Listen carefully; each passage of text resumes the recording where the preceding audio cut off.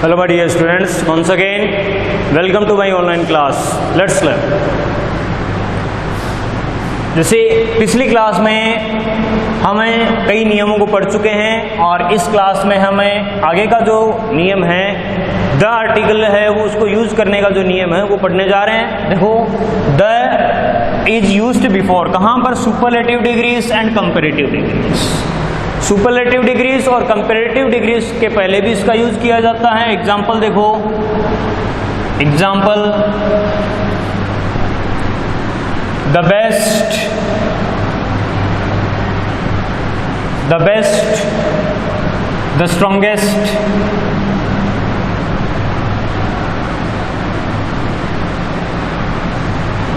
Etcetera. और उसी तरह कंपैरेटिव डिग्री की बात करें तो कंपैरेटिव डिग्री में भी देखो आप the more, the higher, etcetera. ये कंपैरेटिव डिग्री है। इनको हम सेंटेंस में समझें तो देखो आप, जैसे कि Ravi is the best student of the class. Class का बेस्ट स्टूडेंट है रवि, तो द बेस्ट सुपरलेटिव डिग्री हो गई यहाँ पर। उसी तरह से आगे देख सकते हो आप, कंपैरेटिव डिग्री की बात करें, कंपैरेटिव डिग्री में देखो यहाँ पर जितने भी सुपरलेटिव डिग्री होती है उनके पहले, सुपरलेटिव से पहले तो अनिवार्य है द आर्टिकल का यूज करना, लेकिन कंपैरेटिव से पहले निश्चित की स्थिति में ही किया जाता है, वरना हर जगह पर इसका यूज नहीं होता है। यहाँ देखो कंपैरेटिव डिग्री के लिए the more you have, the more you waste, इस तरह से। उसी तरह से आप देखो नेक्स्ट वन है the higher you go, the cooler you feel. यहां देखो मोर से पहले क्या है? द का यूज हुआ है, हायर से पहले द आर्टिकल का यूज हुआ है। यहां पर भी देख सकते हो आप और यहां पर भी देख सकते हो comparative degree. Ravi is the best student of the class. Class का सर्वाधिक, बेस्ट का मतलब सर्वाधिक अच्छा है, सबसे अच्छा है अपन कह सकते हैं सुपरलेटिव डिग्री के लिए। द मोर यू हैव, जितना अधिक आपके पास होता है उतना अधिक आप वेस्ट करते हो या बर्बाद करते हो। और उसी तरह से देखो द हायर यू गो, जितना आप अधिक ऊंचाई पर जाते हो उतना ही आप अधिक ठंडा फील करते हो, मतलब जितना अधिक जाओगे उतना ही आप ठंडा महसूस करोगे। ऊंचाई पर ठंड ज़्यादा होती है, जितना आप ऊंचाई पर जाओगे उतनी नीचे की तुलना में ठंड होती है। तो एक यहाँ पर कंपैरेटिव डिग्री का यूज हुआ है, तो निश्चित स्थिति में इस तरह से, निश्चित स्थिति में इसके पहले इसका यूज किया जाता है। जैसे कि मैं कहूँ यहाँ पर एक सेंटेंस है एग्जाम्पल के तौर पर, आई हैव मोर बुक्स या मोर मनी। यहाँ पर मोर है तो इसके पहले इसका यूज नहीं हुआ, यहाँ पर देखो इसका यूज नहीं हुआ। उसी तरह से देखो रूल नेक्स्ट है रूल नंबर 8। 8 में देखो, 8 में है जैसे कि जब किसी व्यक्ति की तुलना अन्य किसी व्यक्ति से होती है, जैसे कि इन कंपैरिजन। कंपैरिजन में इसका यूज होता है, जैसे कि कालिदास। एग्जाम्पल्स, एग्जाम्पल देखो, Kalidas is the Shakespeare of India. इस तरह से। तो देखो यहाँ ये भी एक व्यक्ति का नाम है, ये भी एक व्यक्ति का नाम है। व्यक्ति के नामों के पहले द आर्टिकल का यूज कदापि नहीं होता है, याद रखना। और आगे हम पढ़ेंगे भी कि द आर्टिकल को कहाँ कहाँ छोड़ दिया जाता है जब इसका यूज नहीं होता है। तो यहाँ पर भी देखो नहीं है, कालिदास एक व्यक्ति का, एक पर्सन का नाम है और इससे पहले द आर्टिकल का यूज नहीं हुआ, लेकिन यहाँ पर तुलना की गई है। Kalidas is the Shakespeare of India. Kalidas Bharat का शेक्सपियर है। कालिदास की तुलना शेक्सपियर से की गई है जो इंग्लैंड के महाकवि हैं। अब इसीलिए देखो वहां पे द आर्टिकल का यूज, क्योंकि इसकी तुलना इससे करने पर, तुलना की जब की जाती है तब क्या है, जिससे तुलना की जाती है उसके नाम के पहले द आर्टिकल का यूज किया जाता है।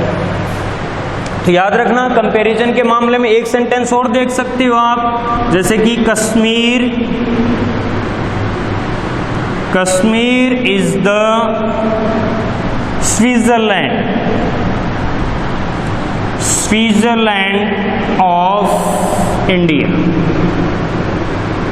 कश्मीर भारत का स्विट्जरलैंड है। कश्मीर की तुलना स्विट्जरलैंड से की गई है, इसीलिए यहाँ पर द आर्टिकल का यूज हो गया।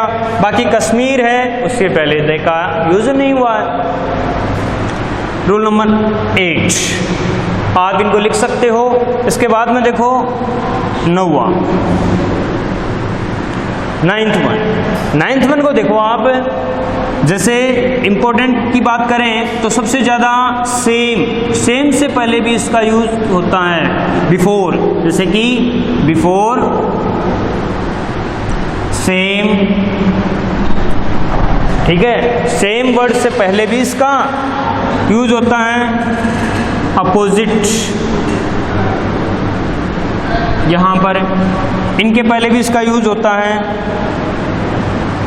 और इतना देख लो, एंड इसको 2 बार देख लो, जैसे कि द सेम और ओनली, एंड ओनली, यहां लिख लो एंड ओनली, इस तरह से।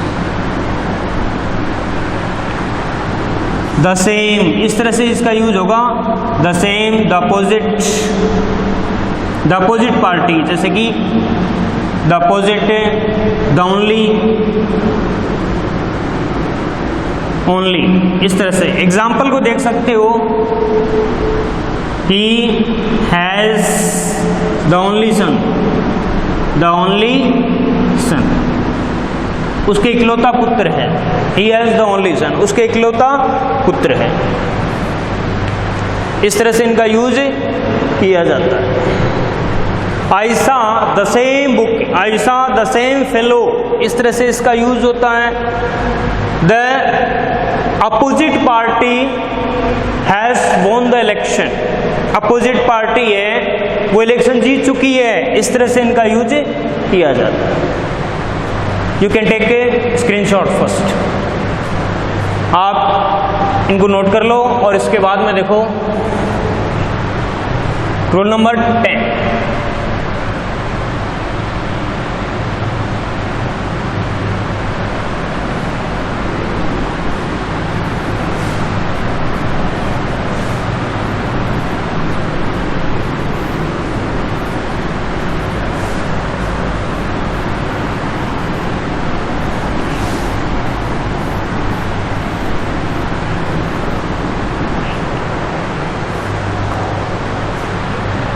Famous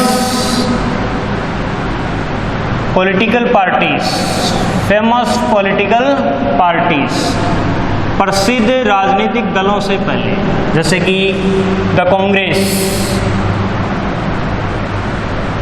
the BJP, etcetera. इस तरह से क्या है, जितने भी पार्टीज हैं उनके नामों के पहले इनका यूज किया जाता है। द बहुजन समाज पार्टी, इस तरह से। और रूल नंबर 11, इसको देखो रूल नंबर 11 में,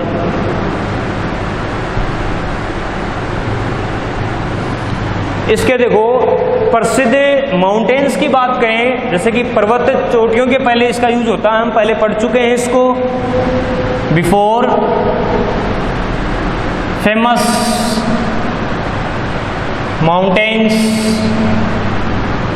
mountains, chain of mountains, chain of mountains and cap of A mountain. ये देखो, पर्वत चोटी से पहले, पर्वत श्रृंखला से पहले और पर्वत से पहले इनका यूज किया जाता है। जैसे कि इसको अपन अच्छे से पढ़ेंगे एग्जाम्पल में। देखो, अपन कहते हैं हिमालयास, हिमालयास से पहले दी आर्टिकल का यूज होता है, हिमालयास, द हिमालयास। उसी तरह से देखो, the Everest, the Everest, Everest पर्वत चोटी हो गई यहाँ पर, हिमालयास चेन ऑफ माउंटेन हो गया यहाँ, ठीक है। और अपन देखो द गुरु शिखर, द गुरु शिखर, ये भी एक पर्वत चोटी हो गई, द अरावली। इस तरह से अपन बात करें, जैसे कि मैं कहूँ यहाँ पर ये ठीक है, यहाँ सही है ये, द अरावली, इसकी बात आगे लिखें, जैसे कि द अरावलीज,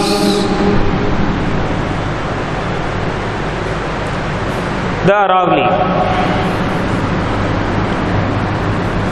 अब इसके अकॉर्डिंग अपन देखो, द हिमालयास है तो द माउंट, माउंट पर्वत का नाम होता है, द माउंट हिमालयास गलत है, the mount Everest, the mount Everest. इस तरह से देखो, अब ये गलत हो गया, यहाँ पर द एवरेस्ट सही है, लेकिन यहाँ पर द माउंट एवरेस्ट, माउंट से पहले द आर्टिकल का यूज नहीं होता है, इस बात का ध्यान रखना। माउंट वर्ड से पहले द आर्टिकल का यूज नहीं होगा, और बाकी ठीक है। उसी तरह से देखो आप, अगला देखो, अगला है वो है, जैसे कि रिवर की बात करते हैं, before famous, before famous rivers and lakes, and lakes. इनको देखो आप, इनके लिए अपन बात करें तो ध्यान से देखो, जैसे कि द गंगा, सही है। इसके बाद में अपन बात करें, द राजसमंद लेक का नाम है, जैसे कि द मानसरोवर, द मानसरोवर, इस तरह से सही है, झील का नाम है। मैं कहूँ जैसे कि रिवर गंगा, रिवर गंगा, ठीक है। मैं कहूँ लेक, लेक मानसरोवर, ये भी सही है यहाँ। यदि मैं ऐसा कहूँ the river Ganga, the river Ganga, तो यहाँ पर ये क्या हो गया, गलत हो गया। मैं कहूँ the lake Mansarovar, the lake Mansarovar, ये भी गलत हो गया है। क्यों? क्योंकि रिवर से पहले द का यूज नहीं होता है, लेक वर्ड से पहले द का यूज नहीं होता है। इस बात का आप ध्यान रखना। तो ये भी इंपॉर्टेंट है। इसके आगे का हम पढ़ते हैं, रूल नंबर 13 में आ जाओ आप।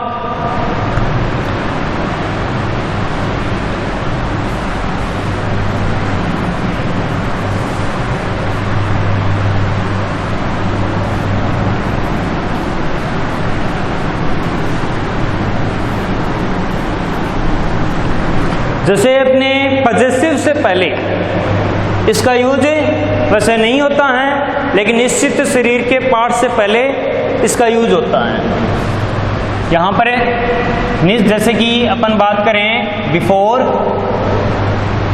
Parts, body parts, before parts our body, हमारे शरीर के अंगों से पहले। If possessive, if possessive is not used before the noun word, जो संज्ञा शब्द है उससे पहले यदि पजेसिव का यूज नहीं किया जाता है तब उनसे पहले इसका यूज किया जाता है। एग्जाम्पल देख सकते हो आप यहाँ पर, जैसे कि his right hand, his right hand is not working properly, is not working properly। इस तरह से देखो ये ही पजेसिव है, इसमें द राइट हैंड आ गया, एक शरीर का पार्ट हो गया, सही है सेंट यहाँ पर। लेकिन मैं कहूँ जैसे कि हीज की जगह मैं द लगा देता हूँ, the right hand, the right hand is not working properly,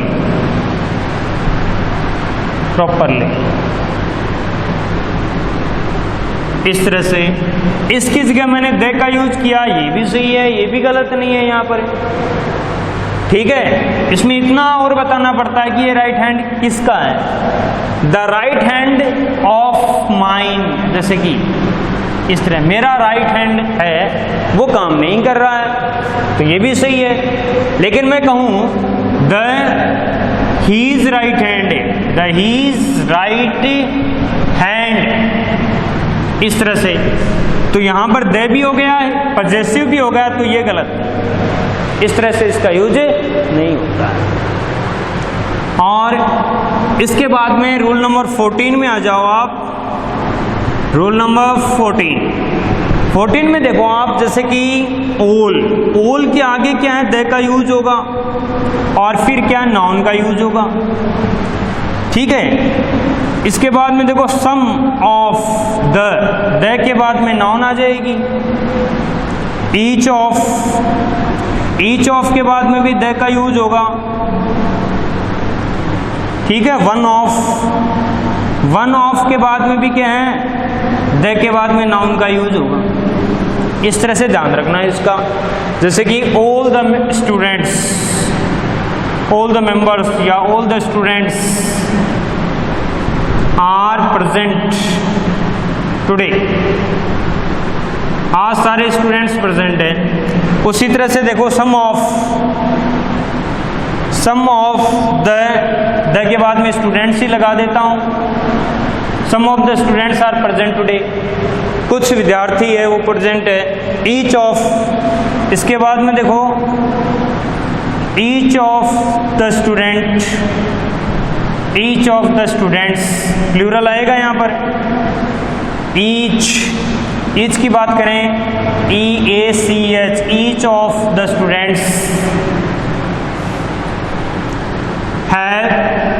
students has a notebook.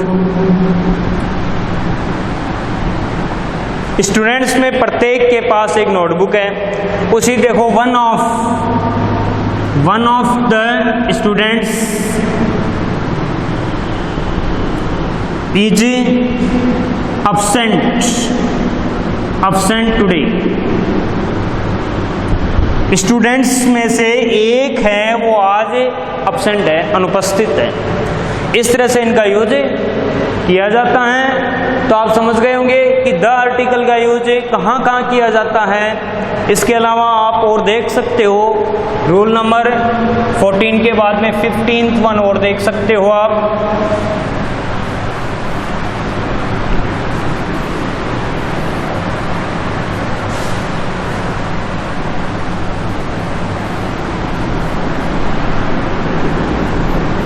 Rule number 15 में निश्चित की स्थिति में, जैसे सार्वजनिक, बिफोर डेफिनेट,